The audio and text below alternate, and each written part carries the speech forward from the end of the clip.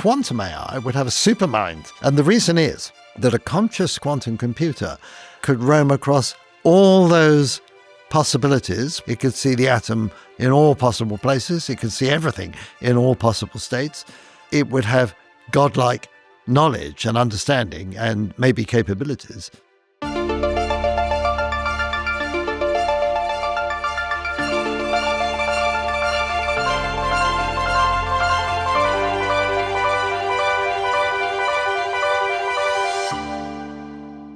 Paul Davies, you have spent your career exploring some of the deepest questions humans can ask about life and the universe. And now you're looking at the quantum world in your new book, Quantum 2.0. And it's a rare treat on the Futures podcast to be able to talk to someone who I can ask pretty much any question about the weird, wonderful, and wild reality that we live in. But I want to start here.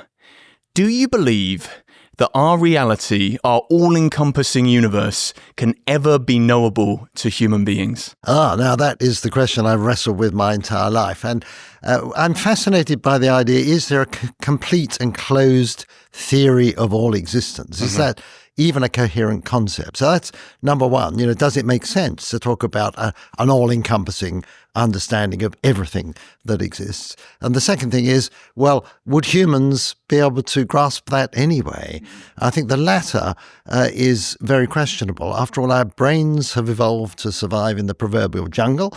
They haven't evolved to enable us to understand things like the interior of atoms or black holes or anything like that, and yet we do. We can use mathematics to explore these domains outside of human experience, but there's no guarantee that we have the intellectual ability to be able to wrap it all up into a sort of final theory of everything. I'd love to believe that we can, that this is part of what it means to be human, part of what it means to be a sentient being in the universe. But I have to keep an open mind about that. We may never, ever grasp the final essence of reality. Well, there is one inkling of hope, which is the feeling that the universe is finely tuned for our perception. How is it that we're able to exist within this unknowable world or unknowable universe? Yeah, and I'll pull you up on that word "for," fine-tuned for our perception. I don't think that there's any evidence that the universe has been set up with the intention that human beings should come to exist. But nevertheless, it is the case that if you didn't like the universe as it is, and you imagine sort of redesigning it, you might have a designer machine in front of you and twiddle one little knob, and then it makes all electrons a bit heavier, and another knob makes gravity a bit stronger, and so on. You soon find when you do the theoretical exercise that some of those knob settings would wreck the chances for life in the universe. So the existence of life in the universe does depend rather delicately upon some of those numbers and the nature of the laws of physics and so on. This is often referred to as the anthropic principle, very bad term. What for me is more significant is not that we live in a universe that supports life. Obviously, we couldn't live in one that doesn't. So we're in a biofriendly universe. A lot of people think that is the significant factor. But for me, the significant factor is that the universe is comprehensible. We're not just observers of the universe. We comprehend it to a limited extent through science and mathematics. So that for me is the mystery. Why is the universe not such that there can exist sentient beings, but beings who can make sense, at least in part, of this amazing system around us? Well, then the question is what came first, the knowable universe or our ability to know it? I mean, as we find out more, it feels like the universe constantly changes. Well, it's true that everything we discover opens new questions, and so that frontier to the unknown grows as our knowledge grows. And the issue is, can we ever pull it all together and have a total and complete understanding? I think we've done extremely well. When you think back 300 years, something like that, the progress in particularly physics and cosmology has been stupendous. So that when we look out into the universe now, most of what we see out there, we do understand. Now, some people say, I don't know what dark matter is or dark energy and so on. But that's not, it's not sort of totally beyond us. We can imagine various explanations for that.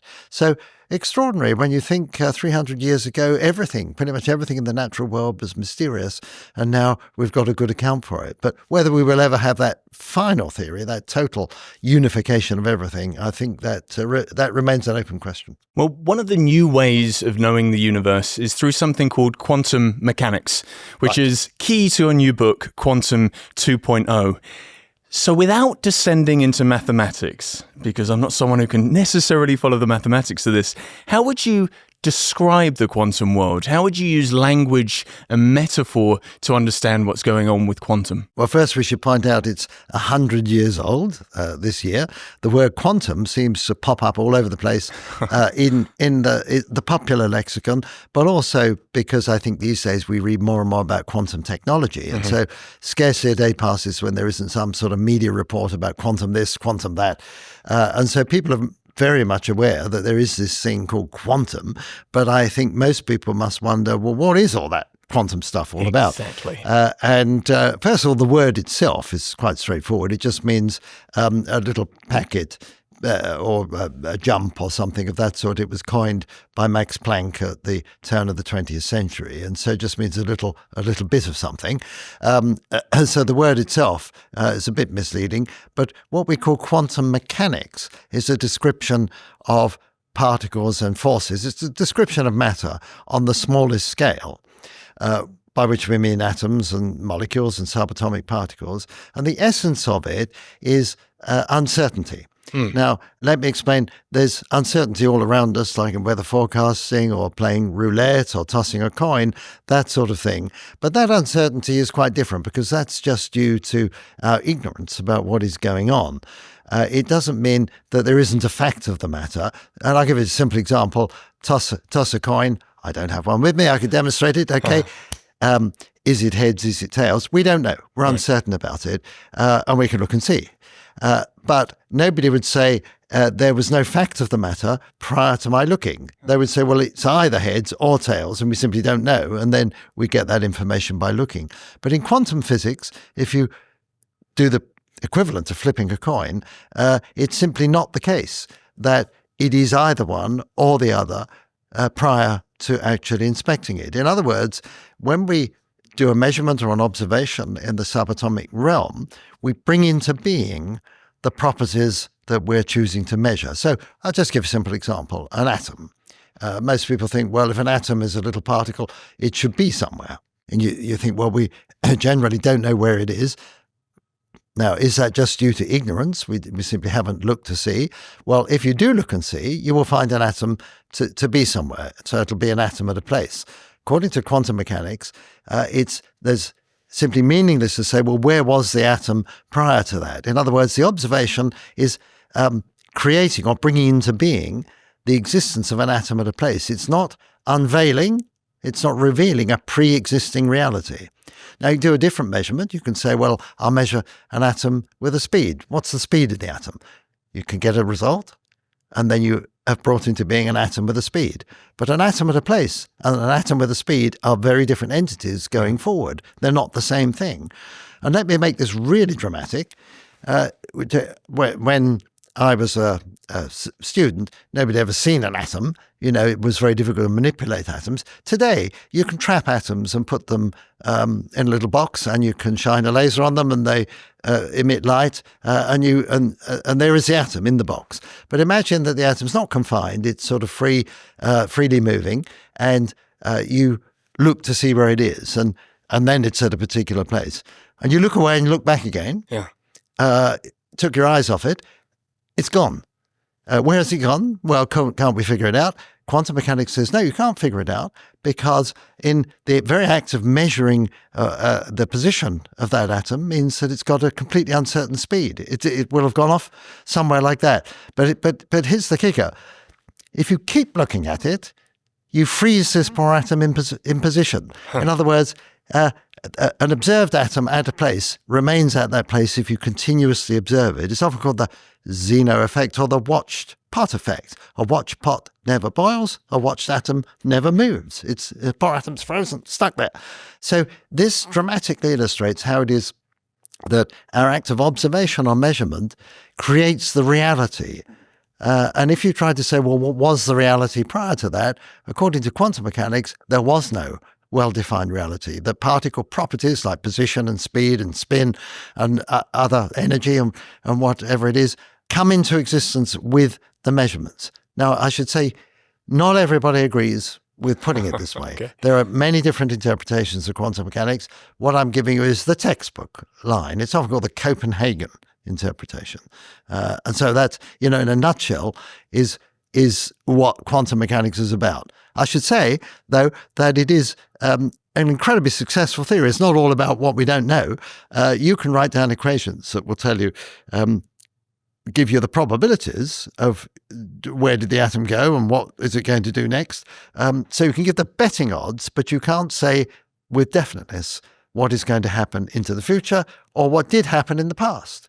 Goes both ways in time. So does it matter what's doing the observing or who's doing the observing? And does it have to be a human eye? Could it be an instrument? And if observation, as it's called the observer effect, has such an effect, then is there such a thing as objective reality? Right, and so of course you've hit the nail on the head. Am I talking about consciousness or mind somehow tangling with reality down at the subatomic level?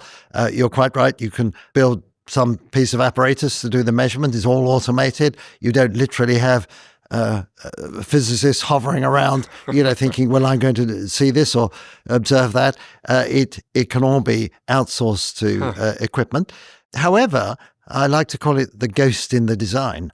These bits of equipment don't just sort of exist in the universe lying around.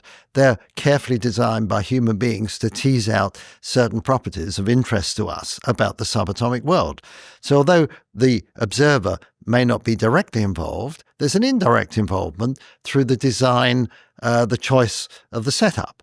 And so now you're beginning to say, well, does that mean that we can never make full sense of reality without, at some sense, some agency being involved somewhere? And that's where we all start to differ. You can go to conferences with physicists and some say, no, we don't want any of that sort of stuff. It's too mystical.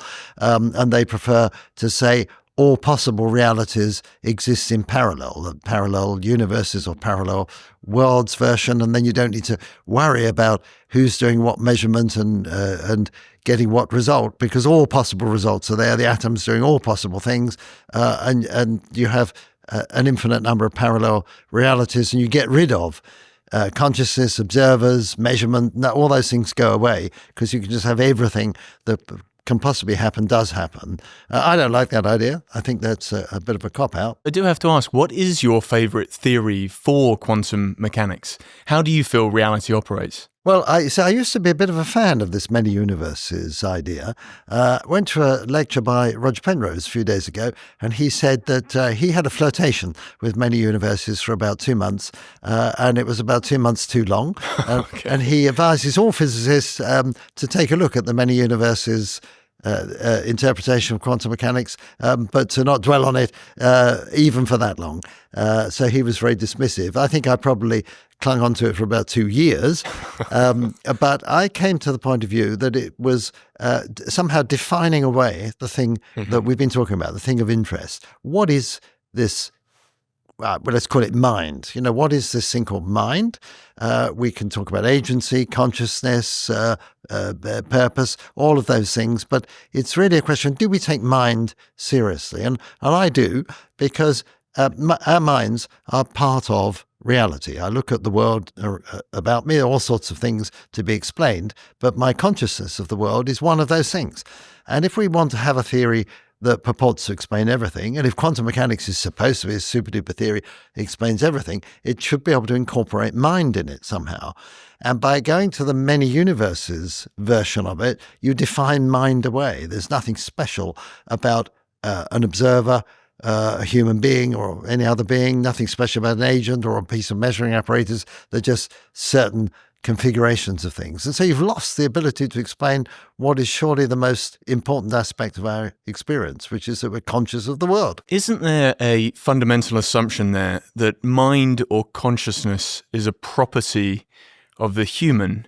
Could consciousness be something that exists outside of the human that perhaps we tune into through some quantum process? I know that you're a fan of linear time, but B theory of time almost suggests that perhaps we, or whatever we are experiencing, exists simultaneously elsewhere all at the same time. If what you're suggesting is that somehow when we have conscious experiences, we're tuning into some sort of great disseminated consciousness, I've never been a fan of that.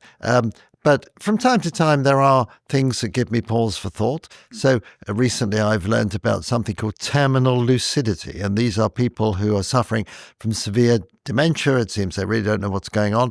And then just in the last few hours of their life, suddenly it all comes back. They're completely lucid, almost as if the contents of their mind as it was before their condition is sort of out there somewhere, and they're able to, in that last part of their lives, tune into it.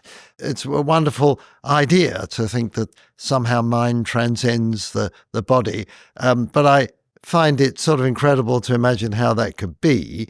And it just seems to me that that mind and brain are somehow intimately connected, like hardware and software. You upload the software into the hardware of your computer. Without the computer, the software is nothing. It's meaningless. It doesn't have a substrate in which to express itself, and so. So really, to me, the default assumption is that mind and brain go together. But nevertheless, this thing called consciousness is a fundamental feature of the world. There's a theory of consciousness, panpsychism, that everything is a little bit conscious and that we're just a lot more conscious than most things. And I've never really liked that idea either. I think consciousness is an emergent property that has something to do with the complexity of the system. And, brain is complex enough to support consciousness. What we don't know is what's that sort of minimal complexity before, at which point you get sort of quasi-consciousness or something. These are very deep questions. In the great question of origins, we've got the origin of the universe, the origin of life, and the origin of consciousness. I think we're in great shape with the origin of the universe. I think we understand it really pretty well. The origin of life is a tough one, but we're sort of on the case. And I believe that maybe within a few decades, we'll have a good understanding of how life came to exist and what it takes to go from non-life to life. But consciousness is a really, really tough one, partly because we don't even know how to define the terms that we're talking about. We don't know actually what the fundamental problem is. And I usually prefer using a term like agency rather than consciousness, that we can have systems that have agency in the sense that they're goal-directed in some way, and they behave in the world very differently from arbitrary systems. So that seems on slightly more secure ground. Well, could it be within quantum theory, quantum mechanics, that we are able to see and understand life, the universe, and consciousness in new ways? Because the idea of being able to, say, tune into consciousness, something that neuroscientist David Eagleman is very open to. He says, I'm a possibilian at heart, David says. It may be the case that the human brain is a storage device and that 3 pounds of grey gloop is just there to store whatever consciousness is, or it could be an antenna and it could be connected with something elsewhere. Of course, we can't see that signal because those connections could be invisible, in the same way that when we see connections in quantum, we see these invisible, forgive me, you'll know the answer to this, but where things are connected, but they're not, it's not visible how they're connected. Right, that's a bit of a stretch. So okay, it was worth a try. But let's just deal with this, is the brain just tuning into some, great sort of consciousness out there? And I'd be prepared to go down that path if you could show me an experiment that would demonstrate this sort of thing going on. Now, I mentioned terminal lucidity, so maybe, that's getting close to a demonstration of tapping into something like that. But I think it would be much more plausible if there were effects that you could do, for example, that you might use anesthesia, and then as you bring people out of anesthesia, can you predict certain things about what they're going to say next or what they will remember and that type of thing. If we had a theory of how all that works, rather than just, making up stories, I would pay a bit more attention. But now let me come to your point that quantum mechanics, is pretty weird, and surely it's even weirder than what you just suggested. And it's true that this is an idea that Einstein dreamt up in the 1930s, that you can have a system we now call entangled. And what it means is that instead of the one particle I was talking about, the atom, and you look at it and it does strange things and so on, suppose you have two particles, say two photons or two electrons, that fly apart from a common center, and they're created in a quantum state, so there's a correlation between them, a little bit like if you have a pair of gloves, if you've got a right-handed glove and a left-handed glove. And what that means is if you make a measurement or an observation on one of these particles, tells you something about the other one, is that telepathy? Well, the way I've described it so far, no more than saying I've left a glove at home, this is a right-handed one, I left the left-handed one at home. I'm not sending any information faster than light or anything like that. But in quantum mechanics, the weird thing that happens is that we can, because you can have an amalgam of different properties and you can choose the admixture. Earlier I was talking about you flip a coin, either heads or tails. In quantum mechanics, it could be a blend of both of them. So you could have a little bit of heads and a lot of tails, or a little bit of tails, a lot of heads, and whatever blend that you want. You can create quantum states like that. And if you do that in this two-particle system, we always talk about Alice and Bob, the two intrepid experimenters on opposite sides of the lab, or maybe opposite sides of the planet. They're going to do these measurements on these various particles. They can choose what to measure, what particular blend of different properties that they want to measure. And so what bothered Einstein was that he felt, well, if what Alice does is consistent with what Bob does, that would surely be an indication that the particles that were flying apart already possessed well-defined properties in advance. So they'd be ready with the right answer when Alice suddenly changes her mind at the last minute after the particles have set out, and still gets consistency with Bob. And he called that spooky action at a distance. But when you actually drill down, you find that quantum mechanics predicts a degree of correlation between those separated measurements in excess of what could possibly be the case if those particles have possessed those properties all along. So it supports the experiments when they're done, supports the idea that the properties of the particles, what Alice chooses to measure, what Bob chooses to measure, spring into being when they do the measurement, and yet they still linked across space. You can't use it to send information, though. You can't send signals faster than light. You can't use it for real telepathy. You only know it works when Alice and Bob sit down after lunch and say, well, what did you measure for this one? And what did you get? And then they see there is a correlation, but they can't use it to send signals. You mentioned there this idea of being able to create quantum states. You might not be able to send signals, but you can create quantum states. So it feels like with this new science, all but 100-year-old science, there's so much now we can do with it. And is that what you mean by moving from quantum 1.0, the discovery phase, to quantum 2.0, where we can now leverage this discovery? Right, so quantum 1.0 really is the original quantum mechanics that explains matter all the way from subatomic particles up to stars, and it gives us the laser and the transistor and the superconductor, modern electronics, MRI machines, and much of technology around us. But it operates by applying quantum principles to comparatively clunky things. So even the miracle microchip, you think it's a tiny, tiny thing, but there's still trillions of electrons sloshing around inside. Quantum 2.0 enables you to manipulate individual particles, manipulate single electrons, single atoms, single photons, or pairs of photons, create entangled states in the way I've described, to order. You can sculpt the quantum states very precisely to fulfill certain functions, and those functions are often fulfilled for commercial reasons. You can monetize this thing called entanglement. And I find this pretty fascinating. Einstein dreamt up this thought experiment in the 30s. The experiment wasn't done until the 80s. At the time, it was done to settle a philosophical dispute between Einstein and Niels Bohr about whether particles really have properties that quantum measurements uncover, or whether the quantum measurements themselves create those properties. As Bohr said, it was a philosophical issue. But once that had been done, people realize that entanglement is a resource that could be exploited. And if you entangle different particles and combine that with the superposition, that is the blending of many different possible properties, the fact that in quantum mechanics you can have, you don't have to have a particular value of certain things. You can blend different values together, combine those two things, and then that opens the way to vast new technology and all of the stuff we call like quantum information science, quantum 2.0, quantum computing, teleportation, the quantum internet, quantum sensing comes about because of the ability to manipulate and embed information in quantum states at the individual particle level. You mentioned a very important term there, quantum information. So what is quantum information? How does it help us monetize entanglement? And why does it feel like magic? Well, first of all, what is information? You see, people, we use the term in daily life in a rather sloppy way. But there's a very simple definition. Information is reduction in uncertainty.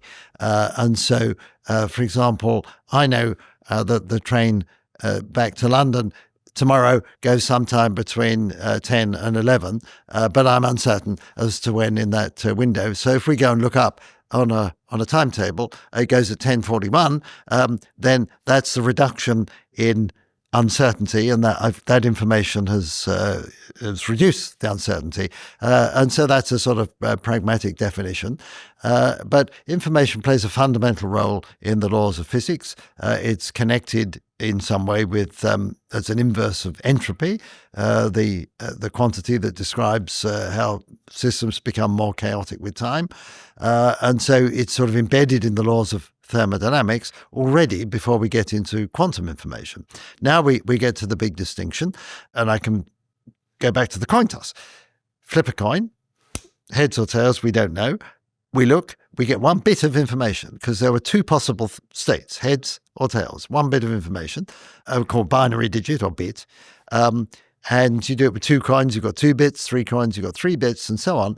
But quantum mechanically, I've already said you can have a blend of headsness and tailsness, in whatever mixture you want. And you can entangle different, I'd say coins, but, there'd be particle spins or something. You can entangle them. And when you just do the mathematics, there's an exponentially greater number of combinations of things that you get at the quantum level that are not available to you at the classical level. And that leads to an exponentially greater power of computation. So a quantum computer, and I'm using exponential in the technical sense, not just the colloquial sense of, amazingly big or something. It means literally exponentially greater ability to process information. So we talk about qubits as the quantum equivalent of bits.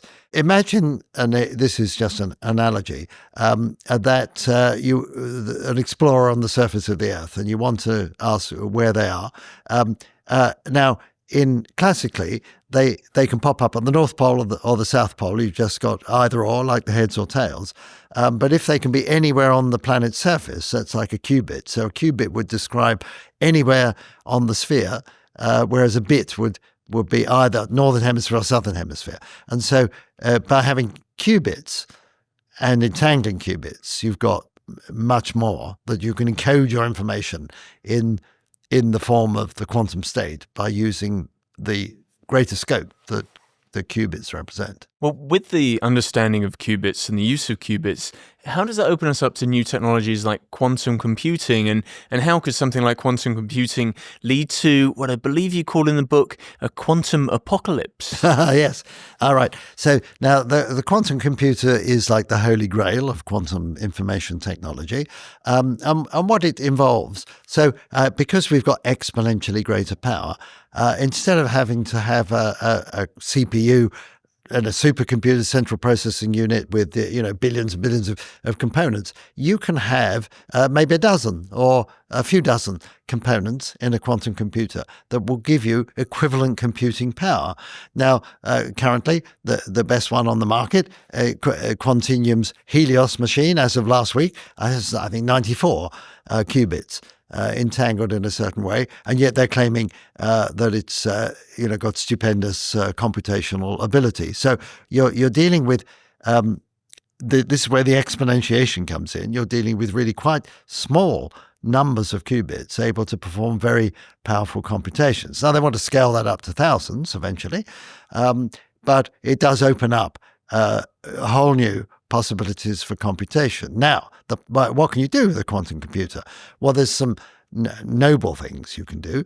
You could do better weather forecasting or climate modeling. You could do some financial modeling. You could look at drug design, because drugs are small molecules that have certain quantum properties. You model those on a quantum computer very efficiently. It's all sorts of noble things you can do.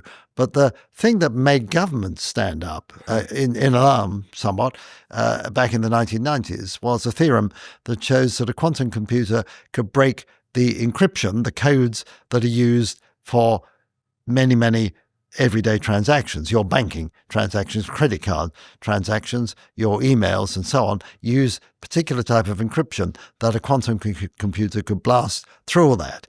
So what is the quantum apocalypse? Well, you see, we don't worry too much about from here on, but we can quantum proof our encryption, and government agencies are already doing that. So from here on, they're not going to be vulnerable to a quantum computer. But what about all the stuff that's out there in the cloud and elsewhere?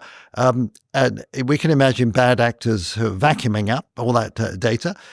They can't get in it at the moment, but when they finally get a quantum computer, they break into all that. Imagine the chaos that that's going to lead to. So that's known as the quantum apocalypse.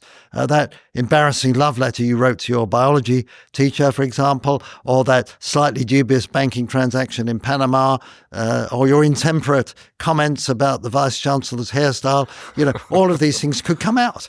And so that's why some people regard the quantum computation as, both salvation and damnation. And like all powerful new technology, it cuts both ways.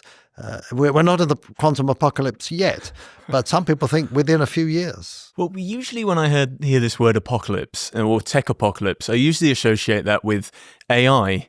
And then in reading your book, I realized there was something called quantum AI, QAI, right, as well. So double apocalypse or apocalypse.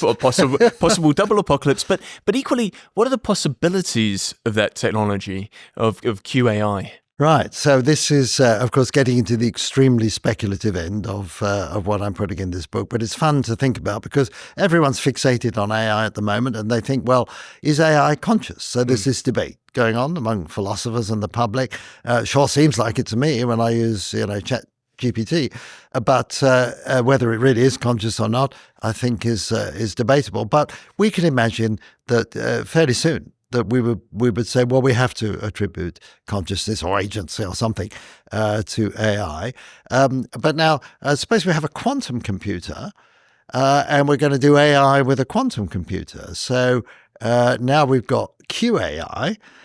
So we're combining these two revolutionary bits of technology, quantum technology with information technology. We're merging these into QAI, or what Frank Wilczek calls quintelligence.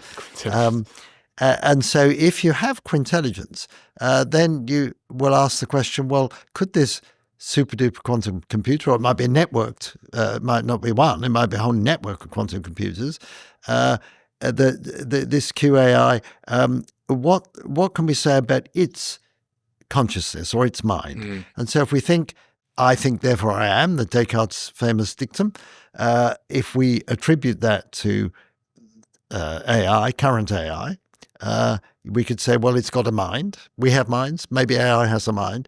But now quantum AI would have a super mind. And the reason is that a conscious quantum computer could roam across all those possibilities. When I talk about quantum states in advance of you measuring, combine or blend together all possibilities. I talked about the atom. Where was the atom? It's often said the atom, prior to measuring it, is in many places at once. That's one way of putting it. It's an amalgam of all possible positions. Okay, we only see one position. But now if there were a quantum intelligence, a quintelligence, that was able to roam across in the quantum states, all those possibilities, it could see the atom in all possible places. It could see everything in all possible states. it would have godlike knowledge and understanding and maybe capabilities. And that is a sort of an awesome but maybe rather terrifying prospect. So if mind is confined to the world that we see, then it escapes that dilemma. But if mind can be embedded in this quantum realm, if there really is quantum intelligence and quantum consciousness, then that is an order of magnitude more disturbing, I think, or inspiring, depending on your point of view. Depending on what day of the week it is. But we're not there yet. But we can think about this. This is where, and forgive me, it feels like the word emergence does a lot of work in the sciences, in the life sciences, and in when we talk about quantum, because that's almost suggesting that with enough complexity, whatever consciousness this AI has will just emerge into existence, rather than the complexity allows it to, and I hate to go back to it, but to tune into perhaps whatever is already and always been there. How do we deal with the idea that perhaps AI consciousness won't be an emergent property? It could be something that's designed. Well, we might design it. So at the moment, if we take not quantum AI, but just sort of standard AI, then of course it has been designed to fulfill certain functions. I think it's taken people by surprise that a large language model, which is really just a sort of gigantic lookup table, responds and behaves, as if it knows what it's talking about. And that's a big surprise, because I think if you'd asked a philosopher 50 years ago, how might you create machine intelligence? Would you do it in the way that current AIs work? You would never come up with that. You'd think, well, that's not anything like how the brain works, anything of that sort. And so it's hard to know if we have a quantum computer and networked quantum computers, and we might design them in such a way as to perform certain tasks. Then they surprise us by, we would never have expected that to emerge. But there are two ways, aren't there, of achieving things in technology. One is to sort of figure it out in advance and build it and get it to do it. And the other is you cobble something together and see what it does, and then it might surprise you. And I suspect in this realm of quantum AI, quantum tech generally, that we're in for a lot of surprises in the coming decade. Doesn't that rely on emergence being fundamental? So in other words, we use the word emergence to explain what we cannot know. It does a lot of the heavy lifting for what we don't know yet. And we're kind of waiting around assuming that AI consciousness will be an emergent property of complexity, because that's how we believe our mind and consciousness and life came into existence. Right. I don't have a problem with emergence being a fundamental phenomenon about things genuinely new, emerging from, mind emerging from matter. I don't actually have a problem with that. The difficulty is, I don't think we could just build some super duper quantum computer and sit around waiting for it to sort of suddenly say, yes, my consciousness has emerged. I think that would be rather extraordinary. What we might want to do is design quantum computers by analogy with current AI, to think, well, we know current AI can behave in human-like ways under some circumstances, and maybe if we design QAI a bit like that, it will be, even more human-like, or it could be totally alien. I mean, that's the problem. We might be dealing with a truly alien intelligence right here on our planet, and then we wouldn't know what to make of it, and it wouldn't know what to make of us. We could have philosophical conversations about what do you think of my mental abilities, my cognitive abilities, and I suspect it would have a rather dim view. would consider us to be very impoverished observers by comparison. Well, because you mentioned the word aliens, I have to ask, because I know you're heavily involved with SETI, the Post-Detection Science and Technology Task Group to find alien life, and I believe you're famous for being life agnostic. It doesn't necessarily need to have biomarkers for it to represent as life, this agnostic approach to identifying life as we perhaps don't know it. So how does this open the possibility space? And as you just mentioned there, how could the life that we find perhaps not be out there, but something that is new and emergent that we haven't even considered? Right, there's a lot of ideas packaged together there. But if we can take the simple case of, because we've been talking about the simple case of SETI, the I in SETI is intelligence. So when you go, if the name of the game is to find some sort of alien civilization that represents intelligence, the assumption until very recently has been that these would be like flesh and blood beings out there, and that we would communicate with them. But I think it's pretty clear we're already outsourcing here on Earth most of the intellectual heavy lifting to computers, or AI as we would call it now, and soon QAI, so that if there's going to be communication with some super duper advanced civilization out there in the galaxy, it's overwhelmingly likely to be this descendant of the original sort of flesh and blood entities we're going to be dealing with. I don't like words like machines or computers and so on. They're too loaded. What we're talking about is designed intelligence instead of evolved intelligence. We have evolved, so we're evolved intelligence. AI is designed intelligence, and on another planet or another part of the galaxy, if there is intelligence, it will overwhelmingly likely to be nth generation, because once the original evolved intelligence creates a designed intelligence, that creates the next generation designed intelligence, and on and on and on. And if this has been going on for millions and millions of years, then probably all trace of the original evolved intelligence would be lost. And so we'd be dealing with something even scarier than what I've been talking about. So, the alien QAI in our midst, it's going to be something of that nature, I think. And so we've been looking for the wrong thing, I think, all this time. Do you think we're looking in the wrong places? Do you think by just looking out there, we're limiting that search?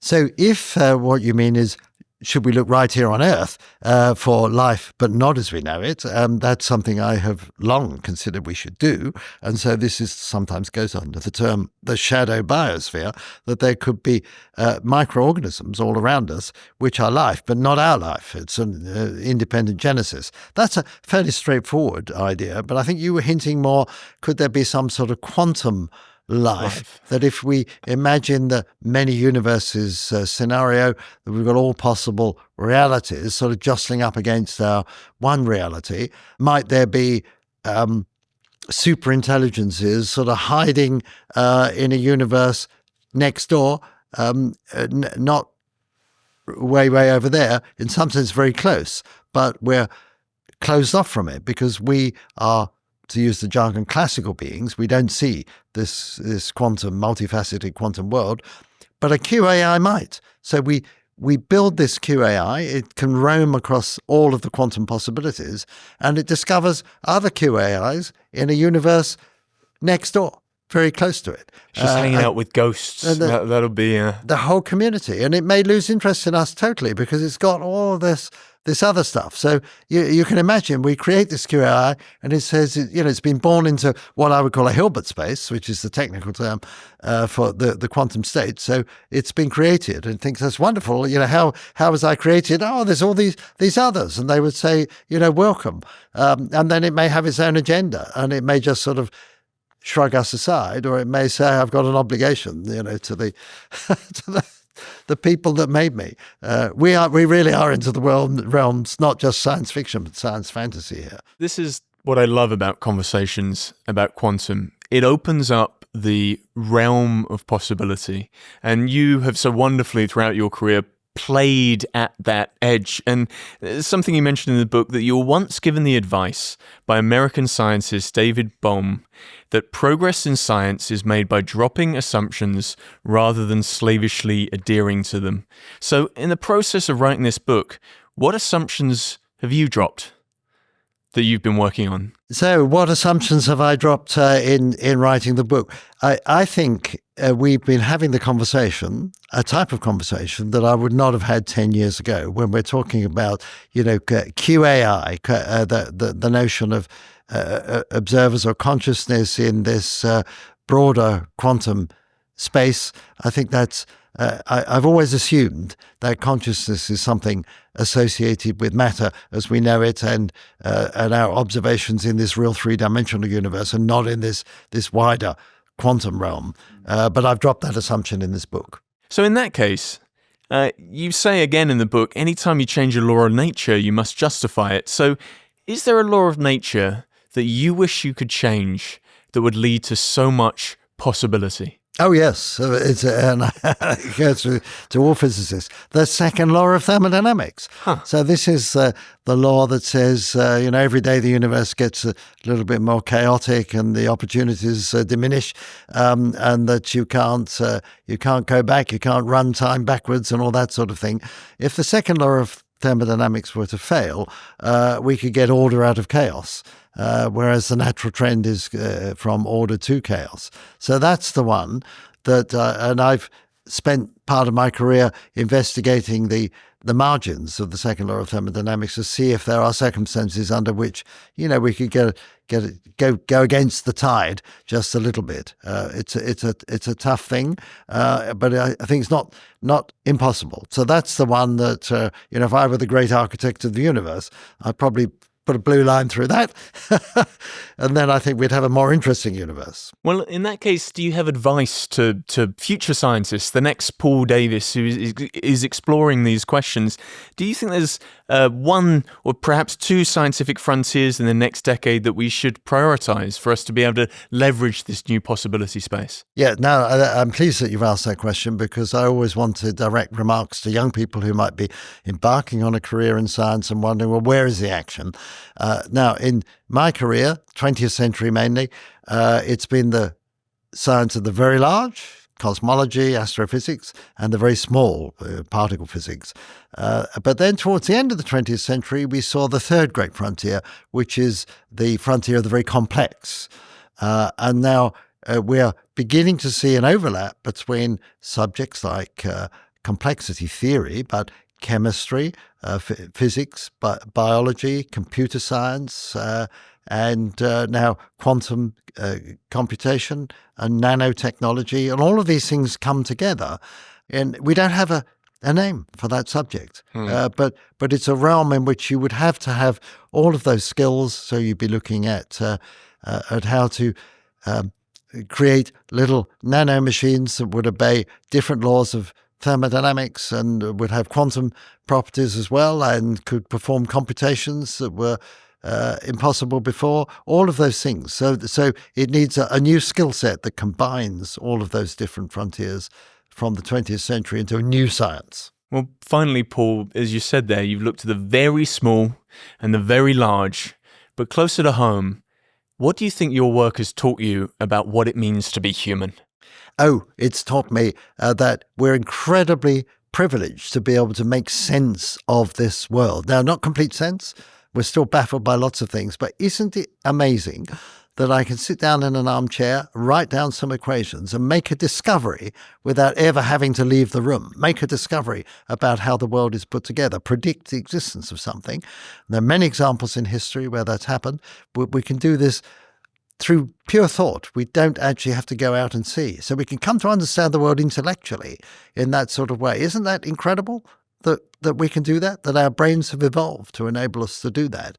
That, for me, is the most rewarding thing about my career. Well, on that incredibly hopeful note, I still have so many questions about life, the universe, and quantum, but we'll have to stop it there. Paul Davies, thank you for being on the Futures podcast. I've enjoyed it immensely. Thank you.